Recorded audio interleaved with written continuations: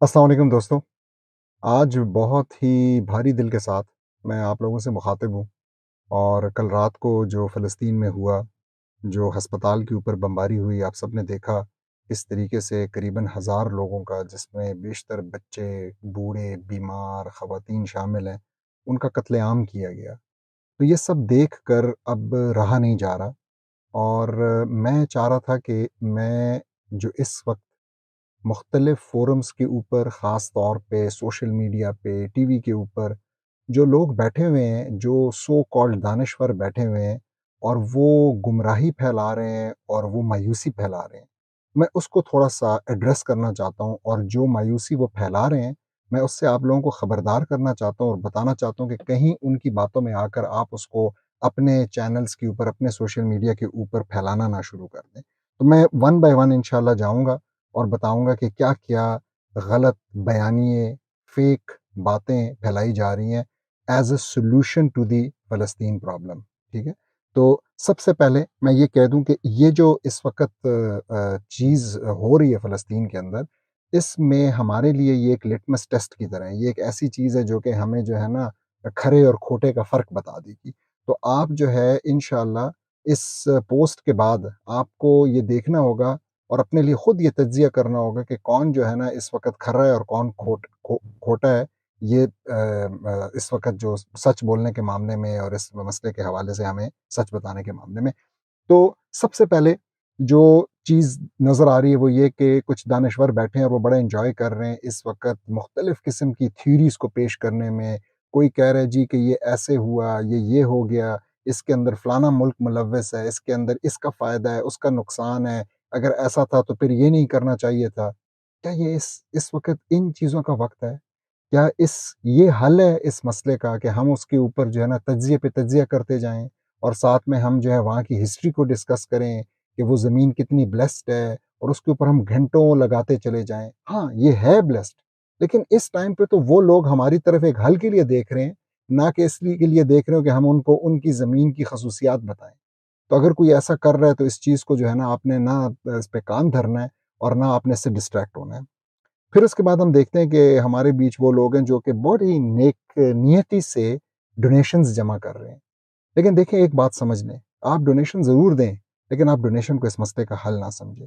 Donation کو اس مسئلے کا حل سمجھنا بالکل ایسا ہی ہے جیسا کہ آپ کے کوئی چاہنے والے کو کسی نے یرغمال بنایا ہو، اور آپ اس کے مرنے کا انتظار کریں، اور اس کے مرنے کے بعد کے لیے کفن دفن کا، قبر کھدوانے کا، اس کے لیے جو ہے نا پیسے اکٹھے کرنا شروع کر دیں۔ یا آپ اس بات کا انتظار کریں کہ جب یہ زخمی ہو کے وہاں سے آزاد ہوگا تو میں اس کی مرم پٹی کا بندوبست کروں گا۔ تو یہ ہرگز اس کا حل نہیں ہے، اس بات کو اچھی طریقے سے سمجھ لیں۔ پھر اسی طریقے سے کہیں بہت بات چل نکلی ہے وہ میکڈونلڈز کے بعد سے کہ جی اسرائیل کے پروڈکٹس کا بائیکاٹ کرنا چاہیے۔ آپ کریں بائیکاٹ، لیکن آپ اس کو حل کے طور پہ پیش نہ کریں۔ ان کو کوئی ان کے لیے وہ کیوں نہ کھڑے ہوں اپنے اپنے لوگوں کے ساتھ، کیوں نہ میکڈونلڈز اور کوک اور یہ کمپنیز ان کو سپورٹ کریں؟ انہی کے پیسوں پہ تو وہ بنے ہیں، انہی کے لیے وہ ہیں، تو وہ کیوں ایسا نہ کریں؟ اور اگر آپ سمجھتے ہیں کہ آپ کی اس کچھ کاوش سے کچھ فرق پڑ جائے گا تو آپ اس میں بھی خوش رہیں، لیکن دو باتیں جان لیں۔ ایک، اگر اس کا کوئی تھوڑا بھی سگنیفیکنٹ فرق پڑنا ہے تو اس چیز کو اسٹیٹ لیول کے اوپر ہونا چاہیے، لیکن پھر بھی یہ حل نہیں بن جاتی۔ تو یہ فلسطین کے مسئلے کا حل ہرگز نہیں ہے، اس کو ایز اے حل پیش کرنا بند کر دیں۔ پھر اس کے بعد ہمارے بیچ وہ لوگ ہیں جو کہ کہہ رہے ہیں کہ ہمیں میڈیا وار لڑنے کی ضرورت ہے، ہمیں سوشل میڈیا کے اوپر ایکٹیو ہو جانا ہے۔ بھائی کیا ہم فیس بک کی پوسٹوں سے فلسطین کو آزاد کروائیں گے؟ ہم انسٹاگرام کے لائکس سے فلسطین کو آزاد کروائیں گے؟ تو یہ اس غلط فہمی میں، اس مغالطے میں نہ رہیں۔ ہاں بہت میڈیا کے اوپر جو ہے نا جھوٹی نیوز ہے، یہ سارا کچھ ہو رہا ہے، فیک نیوز کا ایک بازار گرم ہے، یہ سچ بات ہے، اور آپ اگر اس میں حصہ ڈالنا چاہتے ہیں اور اس کو ٹھیک کرنا چاہتے ہیں تو آپ کریں، لیکن پھر سے اس کو ہرگز حل نہ سمجھیں، یہ حل نہیں ہے۔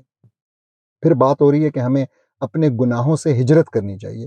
بالکل کرنی چاہیے، ہر وقت کرنی چاہیے، لیکن کیا ہمارے گناہوں سے ہجرت سے وہاں پہ جو اسرائیلیوں نے ہماری ماؤں بہنوں کی گردنوں پہ پاؤں رکھا ہے وہ پاؤں اٹھ جائے گا؟ اور اگر وہ اٹھے گا تو وہ اس گناہ سے ہجرت سے اٹھے گا جو ہماری خاموشی کا گناہ ہے، جو ہمارے ان ایکشن کا گناہ ہے، جو ہمارے صرف زبانی کلامی مزاحمت کرنے کا گناہ ہے۔ اس گناہ کو جب ہم ختم کریں گے تو پھر جا کے وہ مسئلہ حل ہوگا۔ پھر اسی طریقے سے وہ بھی ہیں جو کہ دعاؤں کی درخواست کرتے ہیں اور دعاؤں پہ ہی کام چلا رہے ہیں۔ ان سے پوچھنا چاہیے کہ بھائی جب آپ کا اپنا ڈگری کا مسئلہ تھا، ایجوکیشن کا، آپ کا اپنا جاب کا مسئلہ تھا، آپ کا اپنا شادی کا مسئلہ تھا، آپ کا اپنا کوئی اور پرابلم تھا، تو آپ نے صرف دعائیں کی؟ تو دعائیں آپ ضرور کریں، لیکن اس کو بھی حل کے طور پہ پیش نہ کریں۔ پھر اسی طریقے سے او آئی سی کی باتیں ہو رہی ہیں۔ او آئی سی سے کیا امید رہ گئی ہے کسی کو؟ او آئی سی کب بولی ہے؟ او آئی سی تو محافظ ہے ان حکمرانوں کی، ان اشرافیہ کی، جو کہ اصل میں اس پورے مسئلے کو بنانے والے ہیں، چپ رہنے والے ہیں اور اسرائیلیوں کا ساتھ دینے والے ہیں۔ ان کا فرسٹ لائن آف ڈیفense ہے۔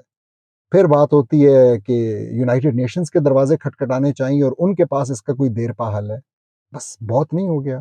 76 سال 75 سال انف نہیں ہے اس بات کو سمجھنے کے لیے کہ جس نے اس اینٹی کو بنایا اور لیجیٹیمائز کیا، وہ یو این جو ہے ہمارے مسئلے کو حل کرے گی اور وہ مسلمانوں کی امنگوں اور امیدوں کے مطابق حل کرے گی؟ سوال ہی پیدا نہیں ہوتا۔ پھر اسی طریقے سے ہم نے ڈپلومیٹک، مورل اور پولیٹیکل سپورٹ کی بات سنی۔ یہ کیا ہوتا ہے ویسے؟